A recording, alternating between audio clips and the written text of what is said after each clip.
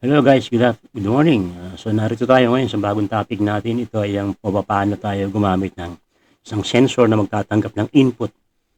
Ito ay ang PIR motion sensor at ang purpose nito is para makadetect siya ng motion na magti-trigger sa event na kung saan ay iti-turn on niya yung relay para mag-supply ng power doon sa solenoid lock at yung solenoid lock na yon ay turn on para pumasok yung armature hanggang sa ma-enable natin na mabuksan yung pinto. So dito gagamit tayo ng relay module, PIR sensor at solenoid lock saka 12 volts battery pack. So gagawin natin, so unang-una i-assemble natin ng tama. Kung makikita nyo, itong solenoid lock na to ay magte-turn on kapag may dumaan na motion sa harap ng PIR motion sensor. Yun, nakita nyo?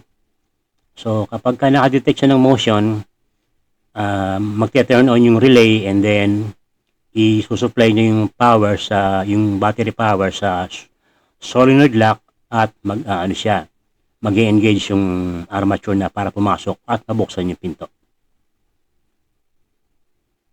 So ito yung connection na magiging guide natin sa paglalagay ng ating mga module sa ating breadboard para magamit natin yung ating project ngayon. So magsisimula tayo sa yung pinakaunang remote server natin, yung remote LED server na ginawa natin noong una, na kung saan ay nakakapag-control tayo ng LED on and off. So gagawin natin to. Tingnan niyo po yung mga connection at narito tayo sa isang visualization or isang sample na kung saan nandoon yung mga connection ng positive, negative, yung B-in.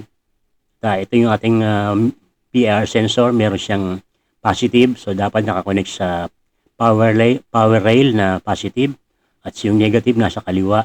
At yung nasa gitna naman, yung supply ng signal ay manggaling sa digital pin.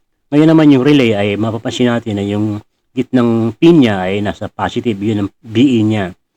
At yung sa kanan, yung negative naman niya. At yung pinakaunang pin, yun yung signal pin para manggagaling sa node MCU na magsusupply ng high or low signal para ma-turn on yung relay.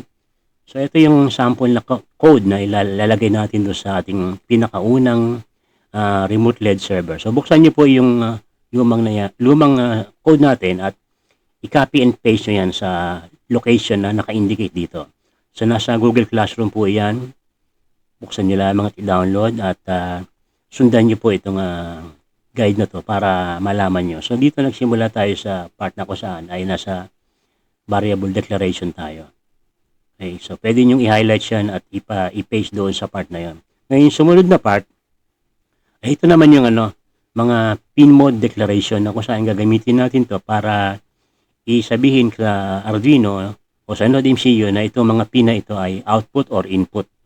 At initialize natin kung ito ay sa simula ay low or high. So i-copy nyo lang din yan at ilagay nyo doon sa loob ng anywhere within the void setup part. Yan. So pakitignan na lang po yung line number ko saan nyo ilalagay yan. And then also, ito ating gagamitin na isang independent procedure o function. Nandyan yung void motion detect.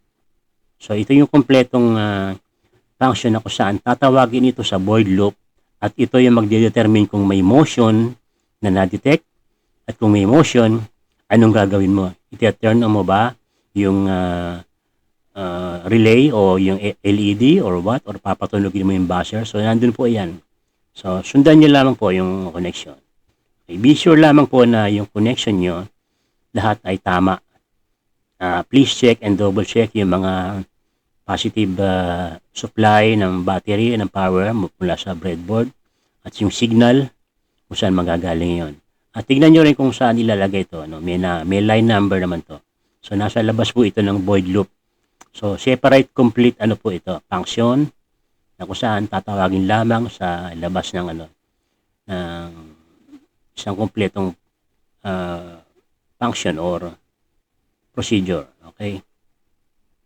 So, yun po yung ito yung tinatawag natin na trigger na kung saan kapag merong nangyaring motion ay iti-turn on niya yung relay at yung relay naman mag-i-engage yung connection niya para pagdutungin yung isang wire na pinutol na nakakonect sa relay. Tapos yung relay naman na yun magsusupply ng dire-diretsyong power supply doon sa solenoid. So yan po yung motion detect procedure o function na tinawag sa loob ng void loop. In this case ay doon sa pangalawang line mula sa void loop title o yung void loop header niya. So itatype ko lang po yung motion detect open close parenthesis semicolon. So buo po yan. So sa halip na nandun siya sa loob ng void loop ay separate siya pero tinawag lang yung pangalan ng kanyang function name. Ayan o. Motion detect. So malaking letter po yung D. Okay, ngayon tungayan natin yung illustration ng PIR sensor sa relay module. So nandyan po yung indication kung nasaan yung positive, yung negative, tsaka signal, be in, ground, or out. So dyan nyo po titignan kung saan kayo magko-connect. Okay? At ito po yung isang kompletong illustration kung paano nyo i-connect yan. At ito yung illustration kung paano i-connect yung relay doon sa bumbilya o sa solenoid lock.